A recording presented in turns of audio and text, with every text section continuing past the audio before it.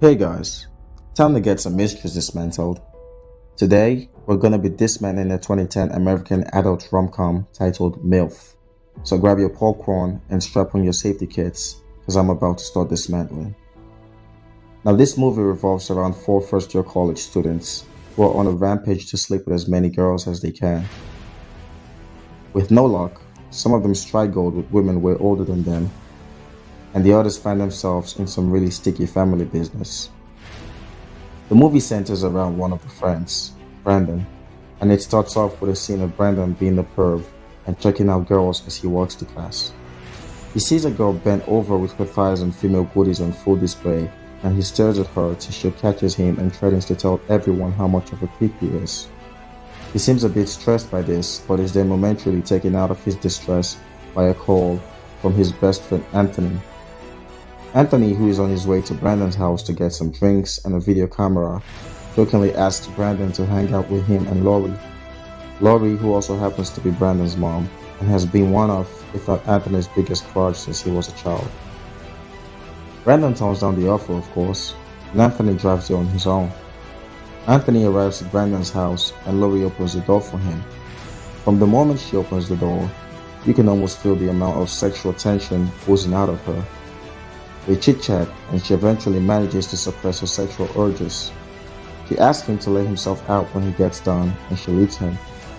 He thinks of her as he loads his trunk with the drinks and he eventually summons up some courage and walks back into the house. Inside the house, he finds her totally naked and they were both stunned. The scene transitions into nighttime in a party with everybody having fun and getting wasted. Well, everybody but the friends.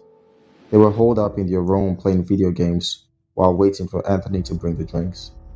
When he arrives with the drinks, they confront him about being late and he seems thrown off and tongue-tied a bit. He eventually replies that there had been traffic.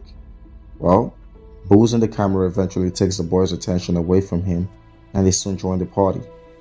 In the party, two of them try to hit on different girls with no luck, whereas Anthony on the other hand fantasizes about Brandon's mom while a girl tries to hit on him, with no luck.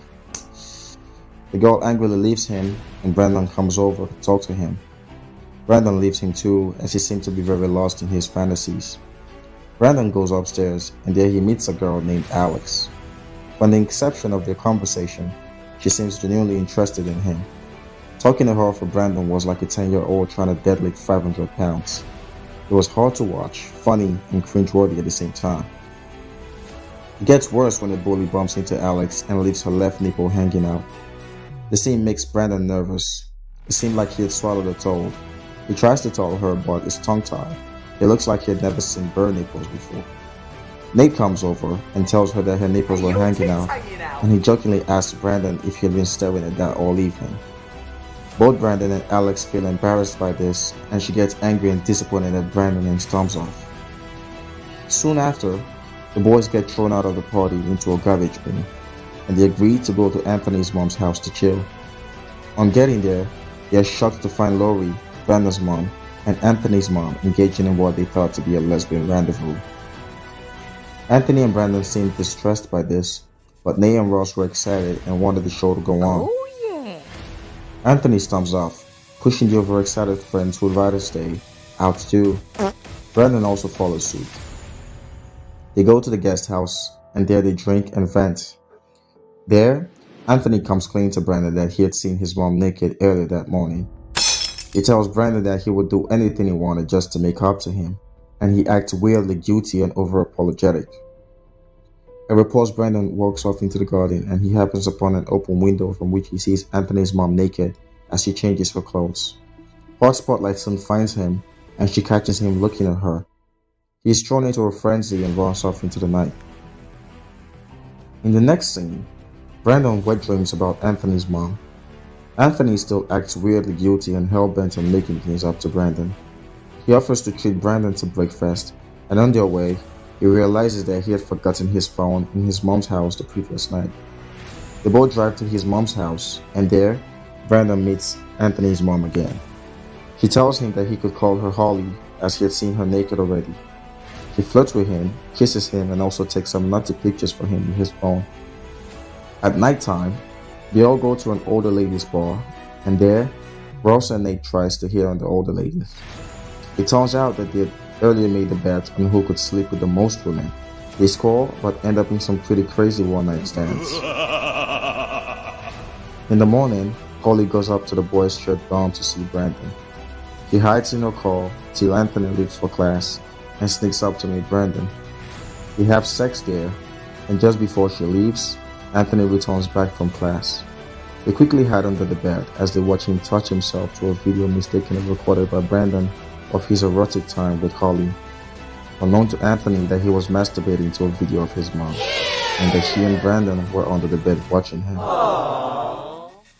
With Brandon's elevated confidence, he meets Alex again, and this time, he smoothly and genuinely apologizes to her. She seems smitten by this, and I could feel a romance brewing between them. Anthony wonders who Brandon's mysterious girlfriend is, and when he asks him about it, he refuses to tell him or the rest of the guys. As for Russell and Nate, they go on with their bet, sleeping with as many women as they could find. At the same time, Brandon begins to spend even more time with Holly, and he gets distant from his friends. Their affair blows on to become even more wilder, raunchier, and soon, even more romantic. They keep their relationship totally private, and that amount of secrecy pushes him to become even more distant from his friends. His friends pick up on this and try to talk to him about it, but he brushes them off. Ross and Nate continue with their wild bets, sleeping with even more wilder and crazy ladies, and getting into more dangerous situations, while Anthony takes on the more relaxed route as their sidekick. Anthony invites Brandon to a dinner with his mom and dad who were divorced. And there, to Anthony's chagrin, both parents ignore him and fight over Brandon.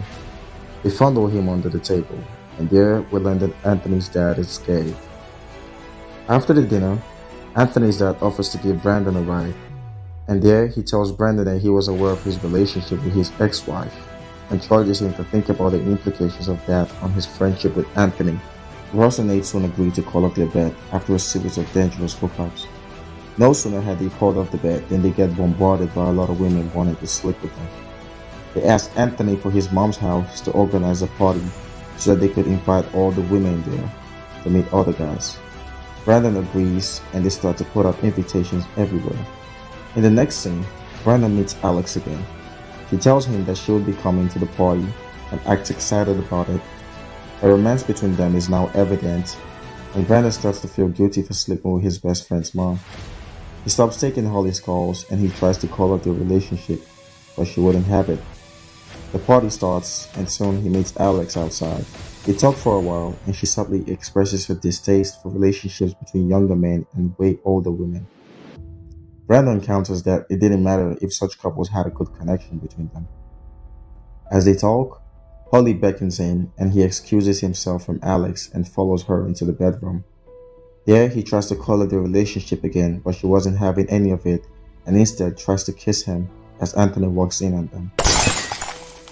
They are all stoked and disconcerted by this, and Anthony starts a fight with Brandon. They fight all the way down the stairs to the swimming pool, and while in the pool fighting, a disappointed Alex walks away from the party, much to Brandon's chagrin. The movie cuts to a scene of Brandon apologizing to Anthony about everything, and there, Anthony reveals to him that he had also slept with his mom. Wait, now what? we understand why he had been so apologetic. They agreed to call it even based on this revelation, and Holly comes into the room and asks to speak with Brandon, and he calls off the relationship. Soon, it was summer break and most of the students were traveling back to their homes. Ross gets romantic with one of the women he had hooked up with, and he starts to go out with her. Nate, on the other hand, wants to have some more time with his women before he goes back home. Anthony and Brandon settle their differences and even talk about everything. In the final moments of the movie, Alex visits Brandon's dorm and they patch things up. The movie ends with them kissing as they shut the door behind them. So what do you think, guys? Have you ever been in Anthony or Brandon's shoes? If you have, what did you do? And if you were, what would you do? Leave your thoughts in the comment section, and don't forget to spread positive vibes and be kind. Peace and blessings.